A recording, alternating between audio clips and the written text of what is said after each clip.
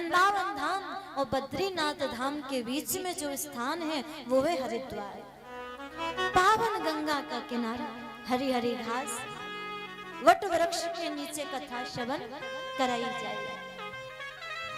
हरिद्वार पावन गंगा मैया के किनारे भक्तों भागवत कथा का प्रवाहन चल रहा है।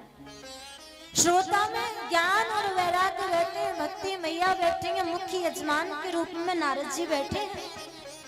कथा प्रारंभ हुई है और देखिए भागवत कथा में कितनी शक्ति है। प्रथम दिवस की कथा सुनी, ज्ञान वैराग्य की आंखें खुल गईं। द्वितीय दिवस की कथा सुनी, ज्ञान वैराग्य को होश आने लगा। तृतीय दिवस की कथा सुनी, ज्ञान वैराग्य की मूर्छा अवस्था दूर होने लगी। चतुर्थ दिवस की कथा सुनी, ज्ञान वैराग्य उठ के बैठने लगे। पंचम दिवस की कथा सुनी, ज्ञान वैराग्य कथा को समझने लगे।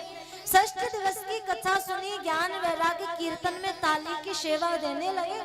और सप्तम दिवस की जैसे ही कथा सुनी, ब्राह्मण श्लोक जैसे ही उनके कर्णों में कानों में पहुंचा, ज्ञान वैराग्य खड़े हो गए, कीर्तन भी कर रहे हैं, जय जय घोष भी कर रहे हैं, ताली भी बजा रहे हैं, नृत्य भी कर रहे हैं। और देखते ही देखते, नाचते ही नाचते दोनों की युवा अवस्था भी वापस आ गई है। बोलिए श्रीमद् भागवत महापुराण की जय हो, भक्त वत्सल भगवान की जय हो। जैसे ज्ञान वैराग्य की युवा अवस्था वापस आई, भक्ति मैया खड़ी हो गई, नृत्य करने लगी, जय जयकार करने लगी, धन्यवाद करने लगी।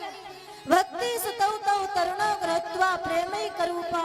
हे प्रभु, आपने प्रेम की कृपा की ऐसी वर्षा करी कि आज मेरे दोनों पुत्रों की युवा अवस्था वापस आ गई है।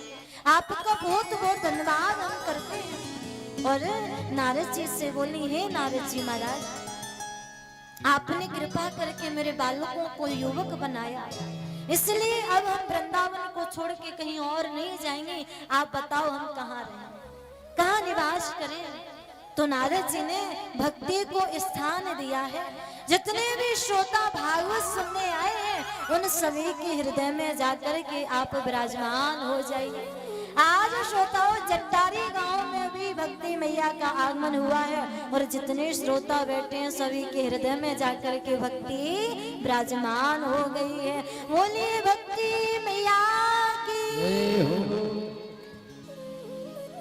इस प्रकार भक्ति मैया बड़ी आनंद में है और वृंदावन में आकर के नाच रही है। अच्छा, आपको हर जगह भक्ति समाधि में मिलेगी, भजन में मिलेगी, कीर्तन में मिलेगी, कथा में मिलेगी, परंतु वृंदावन की भक्ति नृत्य में मिलेगी।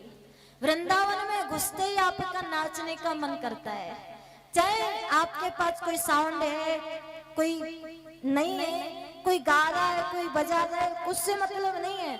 वृंदावन की भक्ति आप जैसे प्रवेश करोगे, आंखें बंद करके मन करता है जी भर के नाच ले।